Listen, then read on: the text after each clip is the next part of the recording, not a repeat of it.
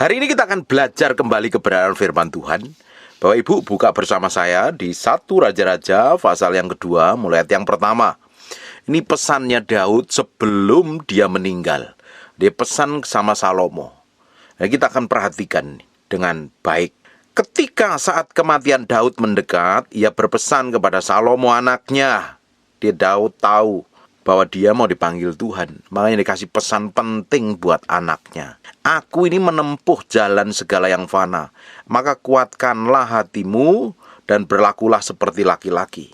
Aku ini sudah hidup perjalananku dari muda sampai hari ini. Aku jalan sama Tuhan. Aku menikmatin pertolongan Tuhan. Aku ngalami banyak hal. Dan kau jangan pernah menyerah. Dan tunjukkan bahwa kamu ini laki-laki yang hidupnya takut akan Tuhan. Nggak cengeng. Jadi pria yang dewasa. Pria yang matang bisa menyelesaikan masalah. Jangan gampang menyerah. Ngadepin sedikit masalah, banyak orang menyerah. Stres, bingung, putus asa. Bahkan karena nggak tahu jalan keluarnya sampai mengakhiri hidupnya. Itu adalah orang bodoh. Makanya kita ngerti Tuhan, kenal Tuhan, ngalami Tuhan. Karena kekristenan ini berbicara tentang sejarah yang kita tulis setiap hari bersama Tuhan, yang kita tulis dengan tinta emas. Karena perjalanan hidup kita bersama Tuhan setiap hari, kita ngalami Tuhan, kita kenal Tuhan, kita tahu seperti apa cara Tuhan bekerja. Makanya hidup kita akan memiliki hidup yang bermakna, penuh tanggung jawab, bukan yang cengeng. Aku ini sudah ngelakuin segala banyak hal, ngalami banyak hal. Aku sudah menempuh perjalanan hidup selama di muka bumi ini dengan banyak hal. Aku menghadapi tekanan, aku menghadapi himpitan, aku menghadapi persoalan, aku dikejar-kejar, dia mau dibunuh. Tetap mulai hari ini kuatkan dan teguhkan hatimu. Daud ngomong seperti itu. Dan berlakulah seperti laki-laki. Jangan nyerah, jangan gampang putus asa, jangan cengeng, nggak tahu jalan keluarnya, jerat-jerit nggak jelas, putus asa, yang disalahin Tuhan. Kamu mesti belajar bagaimana sepanjang perjalanan hidupku bersama Tuhan. Dan ternyata Tuhan sampai hari ini bikin breakthrough, bikin terobosan. Daud pesan sama anaknya, kuatkanlah hatimu dan berlakulah seperti laki-laki. Lakukanlah kewajibanmu dengan setia terhadap Tuhan Allahmu, dengan hidup menurut jalan yang ditunjukkannya. Ini yang utama dan terutama. Hidup ini kita harus setia dengan Tuhan, melayani Tuhan. Jangan sampai hati kita ini jauh dari kasih karunia Tuhan. Kita bertindak semau kita sendiri, kita melakukan aktivitas semau kita sendiri. Kita nggak peduli Tuhan, kita nggak mau tahu tentang Tuhan. Mulai hari ini kita mau belajar hidup takut akan Tuhan. Hanya Tuhan yang menjadi kekuatan kita. Kita ini tanpa Tuhan tidak akan pernah jadi apa-apa. Saya pun ini bukan siapa-siapa tanpa Tuhan. Saya tanpa Tuhan hanya menjadi orang kampung, orang desa yang gak ngerti apa-apa, gak memiliki pengaruh, otoritas dan kuasa.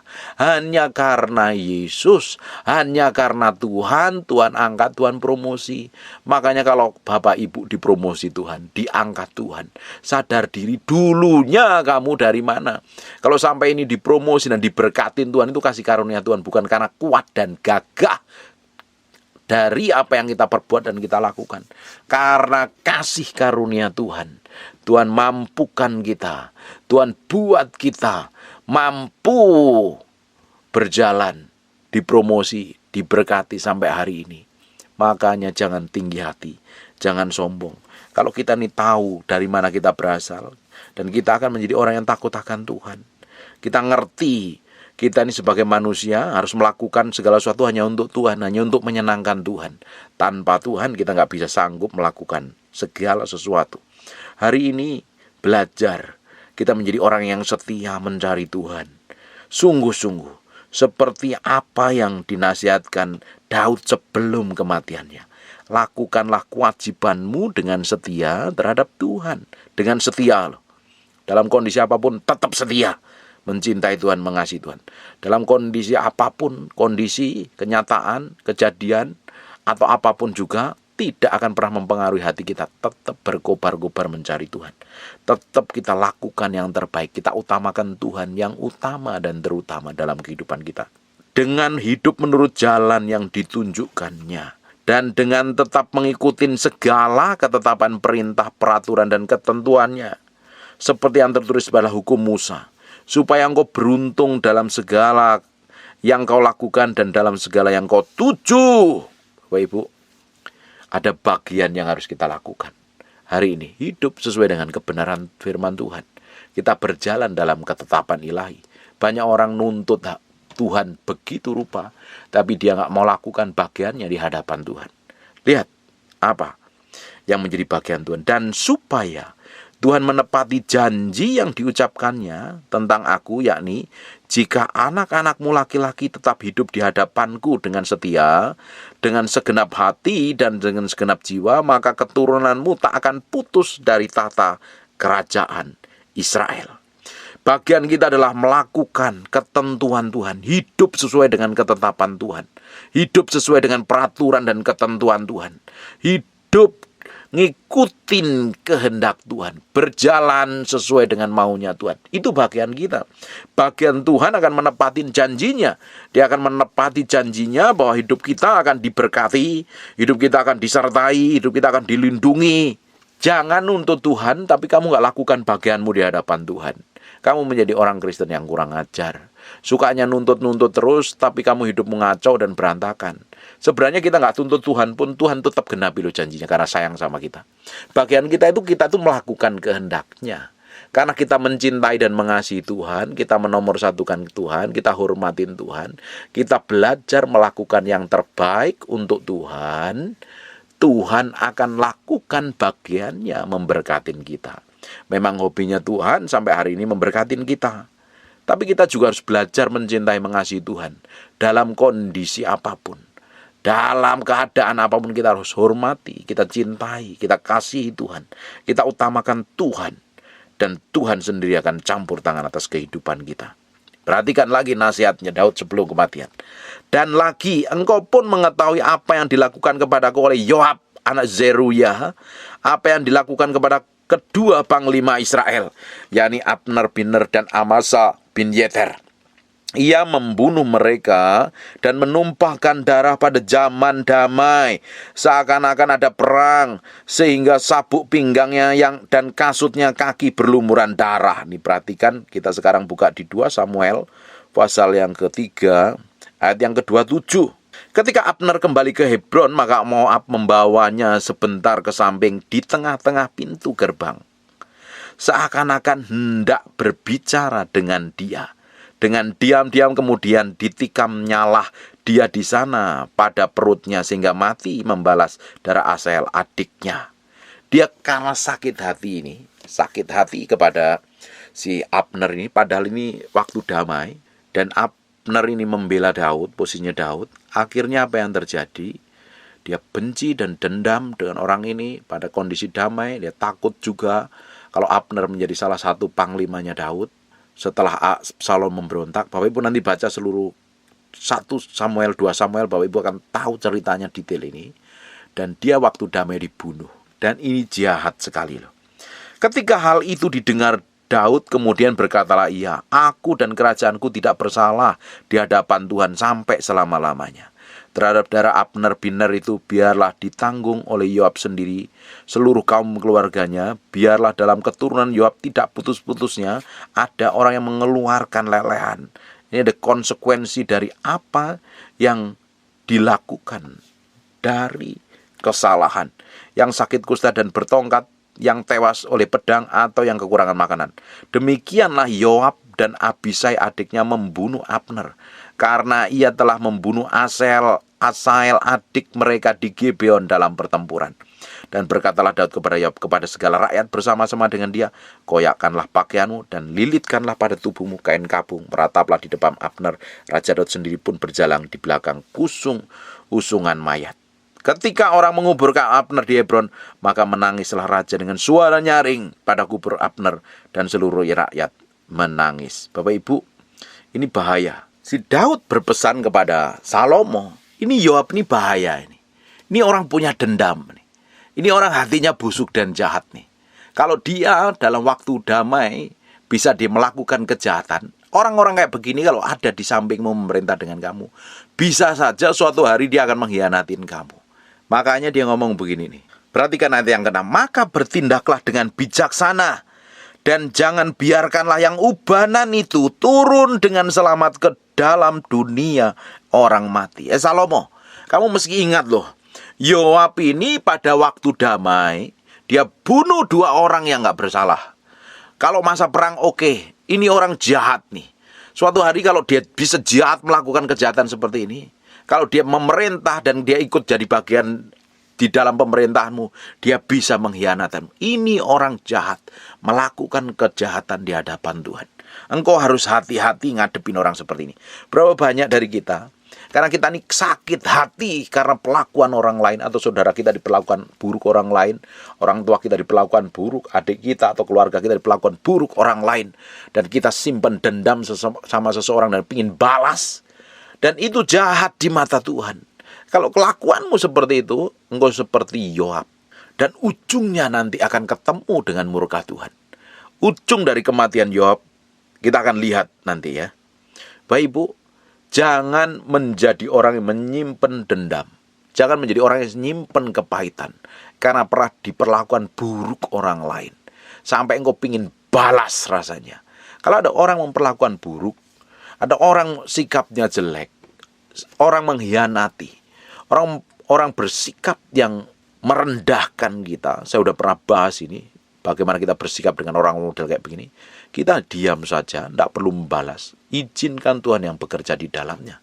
Kalau kita ini melakukan tindakan pingin membalas perbuatan jahat orang lain, kita ini malah menaruh diri kita di dalam pihak orang berdosa loh. Dengan sengaja kita melakukan dosa, dan ujungnya Tuhan gak akan di pihakmu kalau kau melakukan dosa dan pelanggaran. Kadang kita ini harus belajar pikul salib sangkal diri, mematikan ego dan hawa nafsu kita serta amarah kita ini, kita taklukkan kepada Tuhan. Jangan seperti Yoab. Dia dendam karena adiknya pernah dibunuh, dan akhirnya dia balas begitu rupa. Ini keluarga jahat. Bapak Ibu, kalau ada orang seperti ini di lingkunganmu, engkau mesti belajar hati-hati. Kalau ada orang itu suka jelekin orang lain, suka merendahkan orang lain, ingin menghabisin orang lain karena dia pingin sesuatu, atau dia pingin balas dendam, hati-hati. Orang-orang ini adalah orang-orang yang jahat hatinya. Hatinya busuk. Makanya Daud kasih saran sama Salomo, hati-hati nih sama si Yoab nih. Kalau engkau nggak hati-hati nih, engkau bahaya. Nanti tatamu akan bisa suatu hari dihianati. Dan ini akhirnya diserahkan sama Tuhan. Kita akan lihat ayat yang ke-7. Tetapi kepada anak-anak Barzilai orang Gilead itu, haruslah kau tunjukkan kemurahan hati. Biarlah mereka termasuk golongan yang mendapat makan dari mejamu.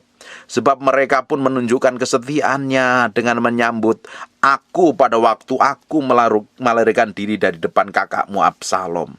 Bapak Ibu nanti baca lagi. Bapak Ibu bisa baca di 2 Samuel pasal yang ke-19 ayat 15 dan 16. Lalu berangkatlah raja pulang dan sampai ia ke tepi sungai Yordan. Sementara itu orang Yehuda sampai ke Gilgal untuk menyongsong raja dan membawa raja menyeberang sungai Yordan. Juga Simei bin Gera, orang Benyamin dari orang Bahurim itu cepat-cepat datang bersama-sama dengan orang-orang Yehuda untuk menyongsong Daud. Padahal dulunya ini orang jahat sekali di Simei ini. Dia ngutukin Daud. Dia ngelemparin Daud dengan batu.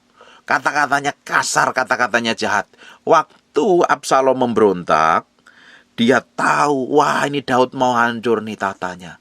Makanya dia membela Absalom Simei ini. Ngutukin Daud. Kita akan lihat di 2 Samuel pasal yang ke-16 ayat yang ke-5. Ketika Raja Daud telah sampai ke Bahurim, keluarlah dari sana seorang dari kaum keluarga Saul. Ia bernama Simei bin Gera. Ini juga orang sakit hati, ini keluarganya Saul. Karena Saul akhirnya akan digantikan posisinya sama Daud. Dan ketika anaknya si Daud namanya Absalom memberontak, dia seneng nih. Sambil mendekatin raja, ia terus mengutuk Daud dan semua pegawai Raja Daud dilemparinya dengan batu. Walaupun segenap tentara dan semua pahlawan berjalan di kiri kanannya, Beginilah perkataan Simei pada waktu ia mengutuk, "Nyala engkau penumpah darah, orang Dursila." Dia tuduh, karena apa? Tahtanya saudaranya Simei ini diambil oleh Daud. Dia pikir diambil, padahal Tuhan sendiri yang serahkan. Ini makanya dendam juga. Ayat yang ke-8, Tuhan telah membalas kepadamu segala darah keluarga Saul. Kan sakit hati karena keluarga Saul habis. Padahal yang nolak Saul menjadi raja adalah Tuhan sendiri, dan karena perbuatannya Saul yang ceroboh dan ngawur. Perhatikan, yang engkau gantikan menjadi raja. Tuhan telah menyerahkan kedudukan raja kepada anakmu Absalom. Sesungguhnya engkau sekarang dirundung malang karena engkau seorang penumpah darah. Dikutukin. Wah, ini Absalom udah memerintah nih. Daud diusir dari istana ini. Sebenarnya nggak diusir, dia mengundurkan diri dari istana. Wah, ini nanti Absalom memerintah. Dia pihak Absalom dan dia kesal. Dia kutukin Daud begitu rupa. Hati-hati Bapak Ibu. Kalau engkau kesel sama orang karena keluargamu dihina, keluargamu diperlakukan buruk, saudaramu atau siapapun lah yang berhubungan dengan engkau diperlakukan buruk orang lain, dan engkau pingin balas, pingin ngejek, pingin menghina, bahkan dengerin baik-baik. Nanti kamu berurusan dengan Tuhan. Kita akan lihat ya. Tuhan telah membalas kepadamu, ayat 8, segala darah keluarga Saul yang engkau gantikan menjadi raja. Tuhan telah menyerahkan kedudukan raja kepada anakmu Absalom. Sesungguhnya engkau sekarang dirundung malang karena engkau seorang penumpah darah. Lalu berkatalah Abisai anak Zeruya kepada raja, "Mengapa anjing mati ini mengutukin tuanku raja?" Ini keren banget ini Zeruya. Ngapain ini anjing mati ini nguntukin raja? Nggak sopan ini. Izinlah aku menyeberang dan memenggal kepalanya. Ini panglimanya Daud nih. Lebih baik tuanku izinkan aku menyeberang, tak potong kepalanya. Tetapi Daud berbeda loh urusannya. Hatinya itu loh berbeda. Sekalipun dia dihina, diolok-olok, dipermalukan, dilemparin batu luar biasa, tetapi apa yang dilakukan Daud? Ayat yang ke-10. Tetapi kata raja, "Apakah urusanku dengan kamu, hai anak-anak Zeruya? Biarlah ia mengutuk. Jejarno ae wis beno. Wis babano iku. Mau ngutukin, mau maki, mau menuduh, mau fitnah, jarne ae. Biarin saja. Sebab apabila Tuhan berfirman kepadanya, kutukilah Daud, siapa yang akan bertanya mengapa engkau berbuat demikian?" Ini orang bisa memiliki sikap hati kayak begini loh, Daud ini. Saya nggak habis pikir, ini Daud ini hatinya tuh luar biasa sekali loh. Bapak Ibu, kalau Bapak Ibu lihat, perhatikan ya, sikap hati Daud dan sikap hati Saul itu bertolak belakang. Ketika Daud ditegur, dia cepat berubah, bertobat. Tapi ketika Saul ditegur, dia membantah, dia membenarkan diri. Orang yang lembut hatinya itu adalah orang yang mau cepat sadar diri dan bertobat. Bukan orang yang lembut itu orang yang lemah gemulai. Orang yang lembut hatinya adalah orang yang cepat sadar diri bertobat. Nah, Daud ini karena mengalami proses sepanjang hidupnya dari muda sampai tua. Dia mengalami perjalanan bersama Tuhan, lika-likunya hidup dia alami, dia jalanin. Tahu nggak Bapak Ibu apa yang dia dapatin? Daud ketika dikutukin, dia yang dipikirin hati Tuhan. Dia diperlakukan buruk oleh Simei di depan para panglimanya, di depan para rakyatnya. Tapi tetap reaksinya yang dipikirin adalah hatinya Tuhan. Biarin aja. Jangan-jangan itu orang memang dikutukin, suruh ngutukin aku karena disuruh Tuhan kok. Ini punya orang hati luar biasa loh. Jarang orang memiliki sikap hati kayak begini. Kalau disinggung sedikit aja biasanya marah kok. Istri yang kita cintai, kita hormatin aja biasanya nggak salah ngomong sedikit kita mulai nada tinggi kok. Bagaimana kalau orang lain? Kita bisa berlaku jahat mungkin. Kita harus berubah, memiliki sikap hati yang seperti Daud ini loh. Orang kutukin dia tetap tenang, yang dipikirin hati Tuhan. Makanya kita harus menjaga emosi kita. Semakin kita kenal Tuhan, semakin kita ngalami Tuhan, kita semakin diproses, semakin dibentuk, memiliki karakternya Yesus Kristus Tuhan. Kalau ngadapin hal apapun, kita bisa rest in the presence of the Lord. Bukan balas dendam, bukan nyerang balik, cari kelemahannya, kalau perlu kita hajar, bikin hancur-hancuran. Kalau sikap dan tindakanmu seperti itu, tidak jauh dengan perbuatannya iblis. Tidak heran banyak orang Kristen, rajin ibadah, pelayanan, tapi masih suka balas dendam. Dia pikir kelakuannya seperti Tuhan, tidak taunya kelakuannya persis seperti iblis. Harus belajar sama Daud. maupun dikutukin, dihina, direndahkan, tapi sikap hatinya dia nggak mau balas. Biarin aja. Jangan-jangan orang ini disuruh Tuhan untuk ngutukin aku. Jarang orang memiliki sikap hati ini. Tapi kita harus memiliki sikap hati yang seperti Daud. Tidak heran ya, di perjanjian baru Daud dipromosi Tuhan. Inilah orang yang aku berkenan kepadanya. The man after my own heart. Kalau ada apa-apa Tuhan ngomong dulu sama Daud. Didapati menjadi orang yang menyenangkan Tuhan. Luar biasa. Tapi kalau engkau hanya nyenengin egomu dan hawa nafsumu, jangan pernah berharap engkau didapati menyenangkan hati Tuhan. Kamu malah menyenangkan hatinya iblis. Kita akan lihat. Pula kata Daud kepada Abisai dan kepada semua pegawainya, sedang anak kandungku ingin mencabut nyawaku terlebih lagi karena Absalom ingin mencabut nyawanya. Sekarang orang Benyamin ini, biarkanlah dia dan biarlah ia mengutuk sebab Tuhan telah berfirman kepadanya. Mungkin Tuhan akan memperlihatkan kesengsaraanku ini dan Tuhan akan membalas yang baik kepadaku sebagai ganti kutuk pada hari orang ini. Ini loh orang luar biasa, memiliki sikap hati orang yang luar biasa, dibiarin aja. Tapi kita akan lihat apa yang dilakukan Simei.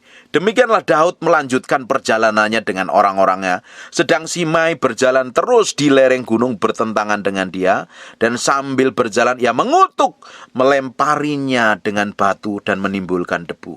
Dengan lelah sampailah raja, seluruh rakyat dan bersama-sama dengan dia ke Yordan, lalu mereka beristirahat di sana. Bapak Ibu, tetap loh diperlakukan buruk nih orang. Daud tapi sikapnya benar. Tapi ketika dia mau meninggal, dia mau mati, dia kasih pesan sama Salomo. Hati-hati nih orang ini. Ini orang, kalau kamu nggak hati-hati, kamu bisa ditikam dari belakang. Karena ini orang hidupnya penuh dendam, sakit hati dan kepahitan. Kita akan lihat di ayat yang ke-8. Juga masih ada padamu Simei bin Gera, orang Benyamin dari Bahurim. Dialah yang mengutuki aku dengan kutuk yang kejam pada waktu aku pergi ke Mahanaim. Tetapi kemudian ia datang menyongsong aku di sungai Yordan, dan aku telah bersumpah kepadanya, demi Tuhan takkan kubunuh engkau dengan pedang. Ini setelah Absalom mati, baru Daud pulang ke Yerusalem. Bapak Ibu, apa yang terjadi? Kita akan lihat ya. Di 2 Samuel pasal yang ke-16 ayat yang ke-5 mulai. Ketika raja telah sampai ke Bahurim, keluarlah dari sana seorang dari kaum keluarga Saul bernama Simei bin Gera, sambil mendekati ia terus-menerus mengutuk Daud, dan pegawai raja dilemparinya dengan batu walaupun segenap tentara dan semua pahlawan berjalan di kiri kanan. Kita akan lihat di 2 Samuel pasal yang ke-19 mulai ayat yang ke-15. Lalu berangkatlah raja pulang dan sampailah ke tepi sungai Yordan. Sementara itu orang Yehuda telah sampai ke Gilgal untuk menyongsong raja dan membawa raja menyeberang sungai Yordan. Bapak Ibu nanti baca di ayat ke-10, setelah Absalom mati, nanti Bapak Ibu baca ya. Ini akhirnya Raja Daud pulang. Dan dia tahu, dia pikir Simei, dalam pikirannya Simei, Absalom yang menggantikan Daud. Nggak tahunya Absalomnya mati, Daudnya tetap menjadi raja. Sekarang kita akan lihat di 2 Samuel 19 ayat yang ke-16. Juga Simei bin Gera, orang Benyamin yang dari Bahurim itu, cepat-cepat datang bersama-sama dengan orang-orang Yehuda untuk menyongsong Raja Daud. Juga ada 1.000 orang dari daerah Benyamin bersama-sama dengan dia. Kita akan lihat ayat yang ke-18. Lalu menyeberang dari tempat penyeberangan untuk menyeberangkan keluarga raja dan untuk melakukan apa yang dipandang baik. Maka Simei bin Gera sujud di depan raja ketika raja hendak menyeberangi sungai Yordan dan berkata kepada raja, janganlah kiranya tuanku tetap memandang aku bersalah, dan janganlah kiranya tuanku mengingat kesalahan yang telah dilakukan hambamu pada hari tuanku raja keluar dari Yerusalem.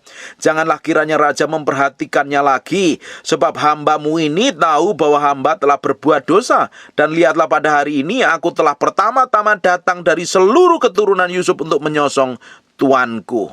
Perhatikan di ayat yang ke-22. Tetapi Daud berkata, Apa urusanku dengan kamu, hai anak-anak Zeruya, sehingga kamu pada hari ini menjadi lawanku? Masakan pada hari ini seorang dihukum mati di Israel, sebab bukankah aku tahu bahwa aku pada hari ini adalah Raja Israel? Kemudian berkatalah Raja kepada Simei, engkau tidak akan mati. Lalu Raja bersumpah kepadanya. Dia nggak dihukum. Tapi ketika Daud sudah mau mati, dia kasih nasihat sama anaknya Salomo. Kamu ingat Simei ini yang mengutuk aku dan menimbulkan ngutukin aku. Perhatikan nih, setelah dia mau mati, dia kasih nasihat sama Salomo. Ini orang bermuka dua nih. Ini orang bahaya sekali ini. Kalau dia masih tinggal memerintah bersama kamu, orang-orang kayak begini ini suatu hari akan mengkhianatin kamu. Dia kasih nasihat. Makanya hati-hati Bapak Ibu, kalau engkau menjadi orang yang berkepala dua. Ada orang kamu memihak di sana dan menghina yang lain. Terus yang kamu bela tiba-tiba hancur, kamu berpindah pembelaanmu. Orang kayak bunglon gak punya pendirian, hanya cari keuntungan sendiri. Ini orang egois dan serakah. Ketika Absalom menang memerintah, dia bela Absalom, dia hina Daud. Tapi ketika Absalom mati, dia coba hormatin Daud. Ini orang kan culas, ini orang kan jahat. Yang dipentingin bukan orang lain, yang dipentingannya dirinya sendiri. Dia fokus pada kepentingan dirinya sendiri. Yang penting dia selamat.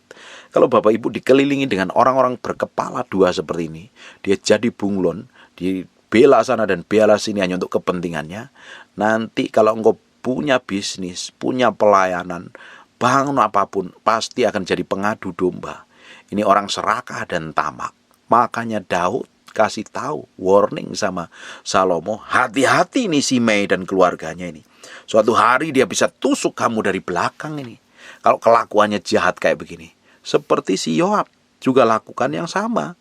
Kelakuannya persis sama-sama busuknya. Makanya yang ke-9, sekarang janganlah bebaskan dia dari hukuman, sebab engkau seorang yang bijaksana dan tahu apa yang harus kau lakukan kepadanya untuk membuat yang ubanan itu turun dengan berdarah dalam dunia orang mati. Kemudian setelah kasih nasihat itu, Daud mendapat perhentian bersama nenek moyangnya dan ia dikuburkan di kota Daud. Ini kasih nasihat yang penting sekali. Sebelum Daud dipanggil Tuhan, nasihat sebelum kematian harusnya, wah kamu dapat begini tapi dikasih nasihat. Hati-hati, kamu harus hidup takut akan Tuhan. Kamu harus jalan sesuai dengan kebenaran Tuhan. Ingat nih orang-orang kayak begini nih, kalau ada di sekitarmu, dia akan mengerikan sekali. Nanti kamu akan hancur, nanti hidupmu akan babak belur. Bapak Ibu, kita harus memiliki sikap hati yang benar di hadapan. Jangan sampai kita memiliki sikap hati yang busuk seperti Yoab dan ujungnya melakukan dosa dan pelanggaran. Kita harus belajar memiliki sikap hati yang benar di hadapan Tuhan. Dan kita harus belajar mengikuti jalan-jalan Tuhan, sehingga perjalanan kita menjadi berhasil dan beruntung. Bapak Ibu nanti pelajarin di 1 Tawarik. Bapak Ibu akan tahu kisahnya kematiannya Yoab. Bapak Ibu nanti baca di 1 Raja-Raja pasal yang kedua. Akhirnya apa yang dialami oleh Simei.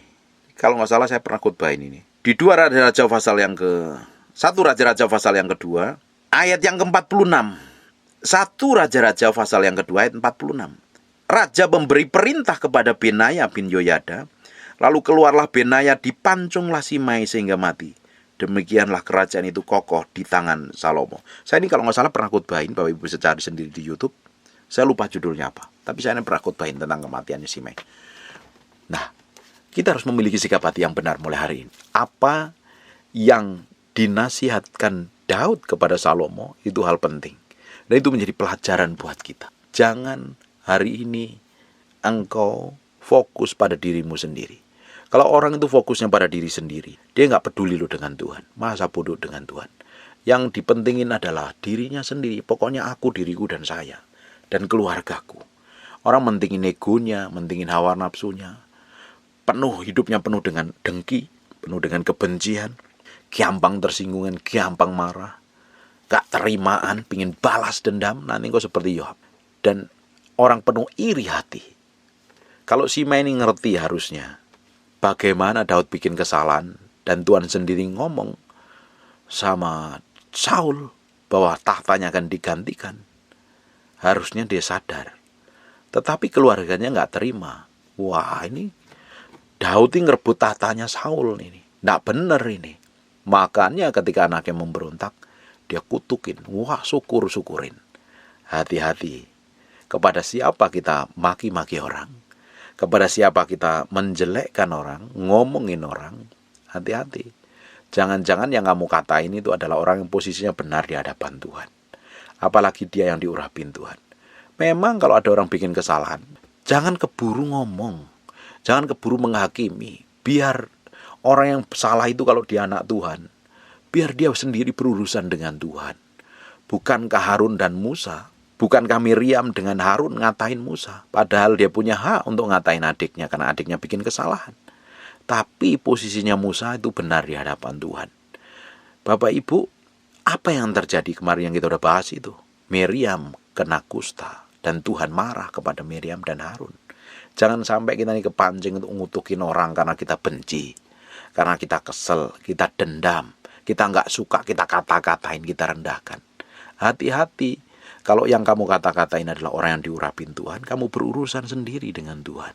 Makanya ada Alkitab, jangan kau usik orang yang diurapin Tuhan. Kalau orang yang diurapin Tuhan itu adalah orang yang kamu kata-katain, siapapun orangnya. Kita hari ini adalah imamat yang rajani kok. Yang diurapin Tuhan bukan hanya hamba Tuhan. Banyak jemaat biasa yang diurapin Tuhan.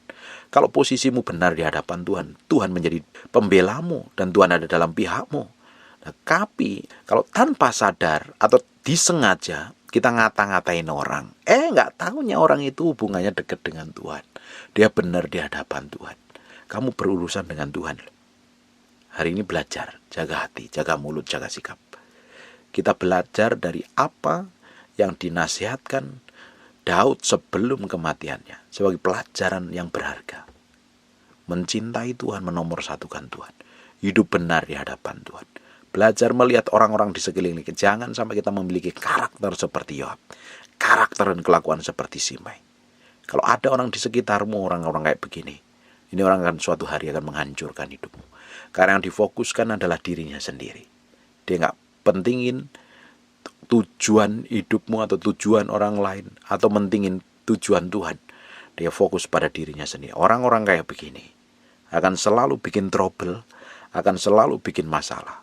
Dan bagian kita harus bertindak dengan hikmat, sesuai dengan yang Tuhan mau dan Tuhan inginkan. Amin. Sikap hatimu akan menentukan masa depanmu seperti apa di hadapan Tuhan. Sekarang tutup matamu, tutup Alkitabmu, kita berdoa. Bapak, terima kasih buat firman-Mu. Kami meteraikan dengan darah Yesus. Terpahat dalam loh batin kami firman menjadi kehidupan. Ajarin kami menjadi orang yang takut akan Tuhan. Memiliki sikap hati yang benar di hadapan-Mu. Biar berkat-Mu, anugerah-Mu kelimpahan, melimpah-limpah dalam hidup kami. Bawa terus hidup kami menyenangkan hati-Mu Tuhan. Proses terus murnikan terus, semakin hari semakin Kau dapatin menjadi orang yang berkenan dan menyenangkan hati-Mu. Terima kasih ya Tuhan. Hamba-Mu berdoa untuk orang yang sakit dan mengalami kelemahan tubuh oleh bilur Yesus, oleh darah Yesus. Jadilah engkau tahir, jadilah engkau sehat, jadilah engkau sembuh. Dalam nama Yesus kami berdoa dan mengucap syukur. Haleluya. Amin. And God bless you. Terima kasih Tuhan. Bagimu segala hormat, pujian, pengakuan. Terima kasih Tuhan. Buka matanya sebentar. Siapa yang ingin datang ibadah, pingin ngalami Tuhan, pingin ketemu Tuhan, HP-mu meski di silent dulu. Kita meski respect dan hormat akan hadirat Tuhan. Amin. Dari kerinduan Bapak Ibu, rasa haus dan laparmu pingin ketemu Tuhan. Bukan hanya sekedar datang ibadah, tapi engkau pingin ketemu Tuhan. Nah, Tuhan akan manifestasikan kuasanya. Amin. Tutup matamu. I just want to praise you.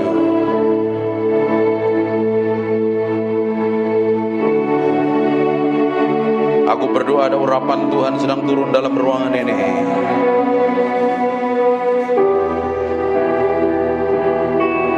Jamah setiap orang yang haus dan lapar akan Tuhan. Angkat tanganmu dua-dua.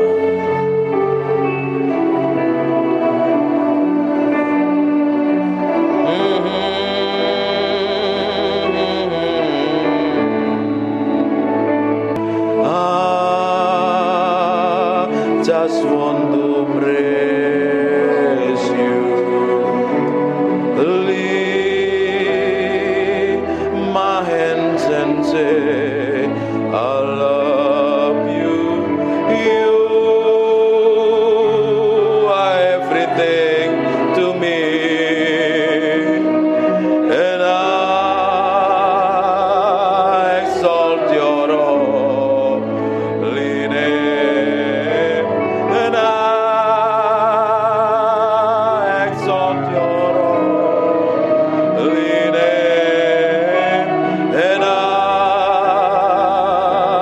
exalt your holy name, Most High. I just want to praise you. I just want to praise you. I just want to praise you. Ralabakat. Aku berdoa setiap orang dalam ruangan ini, biar Engkau sendiri yang jamah Tuhan siang hari ini. Aku berdoa ada orang raus dan lapar akan Tuhan, sedang dilawat Tuhan dalam nama Yesus Kristus. Aku lepaskan urapan itu turun dalam nama Yesus Kristus. Ike poko nomontoko. Di ruangan sebelah aku berdoa ada penguarapan turun. Tutup matamu. Ada kuasa Allah sedang mengalir dalam ruangan sebelah dalam nama Yesus Kristus. Repoko sendo nomotoko robota papa nementere bete bebe neme pipiana mata. Inna mata karala bashente begede moto. Inomotoko ronomoto. Nikmatin Tuhan. Aku berdoa ada gelombang yang kuat mengalir dalam ruangan ini. Gelombang itu turun mengalir menjamah setiap orang yang ada dalam ruangan ini. Aku berdoa sekarang juga urapan itu turun in Jesus name.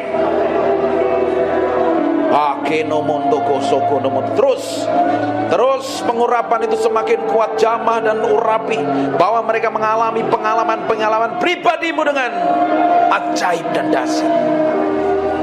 Nikmatin Tuhan. Nikmatin Tuhan. Fokus sama Tuhan. Alami Tuhan siang hari ini. Alami Tuhan. Alami Tuhan. Alami Tuhan. Ada beberapa orang sedang dijamah. Aku berdoa. Ada seseorang yang sedang dipenuhi dengan urapan mengalir dari ujung rambut sampai telapak kaki. Ada sesuatu yang bergerak semakin kuat. Aku berdoa pengurapan itu semakin meluap. Penuhi mereka dalam ruangan ini dengan hadirat-Mu. Agar ada orang-orang yang sudah lama tidak ikut Tuhan, sudah jauh dengan Tuhan, hari ini sedang Tuhan sedang menjamah-Mu. Maka rabasekene mende bikene mende mende bikene mende pipi namata. Sembah Dia. Mulai sembah Dia. Semakin kuat. Makirobotokon. Seperti gelombang mengalir dalam ruangan ini, memenuhi orang-orang yang haus dan lapar akan hadirat-Mu. Makarabashanda makana mate kene bete imekere bete bebe kene bebe.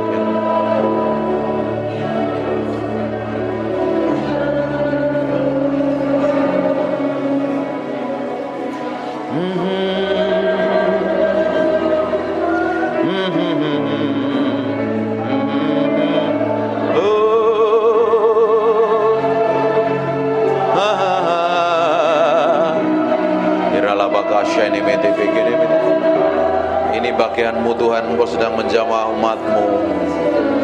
Buat sesuatu yang spesial pagi hari ini.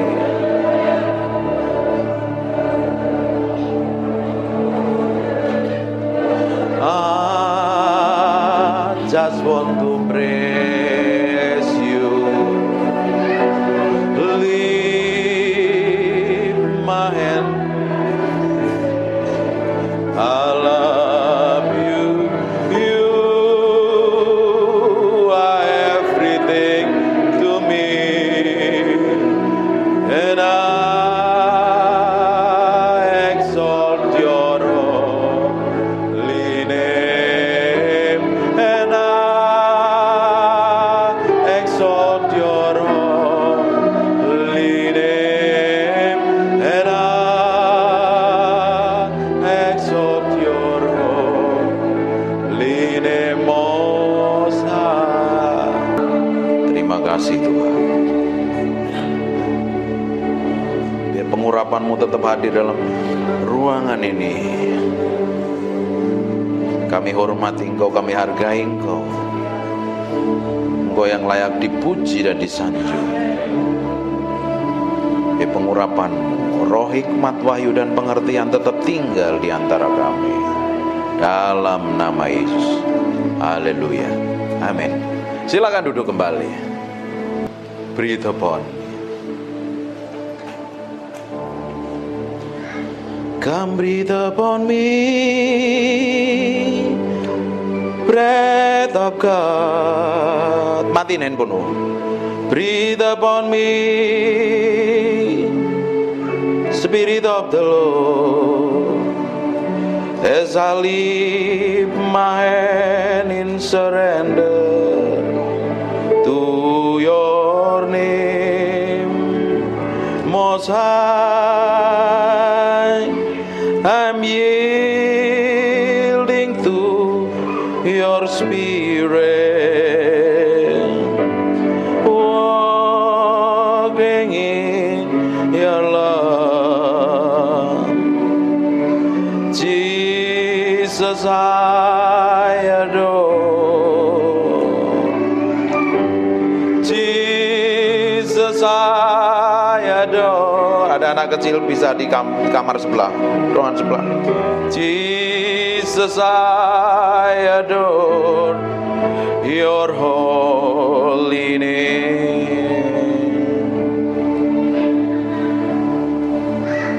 Breathe upon me, breath of God.